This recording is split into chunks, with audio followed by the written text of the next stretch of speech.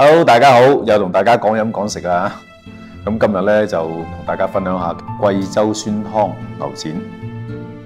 咁至於呢個牛展，我哋可以講係牛腱肉、五花子啊，就係呢個同一部位嘅肉嚟啦。咁呢個肉嘅特點咧，肥瘦相間啦，就非常之好食嘅呢個貴州酸湯咧。佢除咗係我哋自己發酵啲番茄之外咧，佢裏邊有一種好特殊嘅香味，嚟於木薑子油。我哋加咗咧一啲大白菜落去，大白菜更加將個汁咧就索到好通透，食落去都非常之過癮嘅。貴州酸湯牛展咧，微酸微辣，帶有濃郁嘅木薑子油嘅香味，係特別喚醒你個味蕾嘅。有啲朋友同我講，如果飲完燒酒之後再飲呢個湯，講話啲酒氣完全冇晒嘅，好特別，大家可以嚟試下㗎。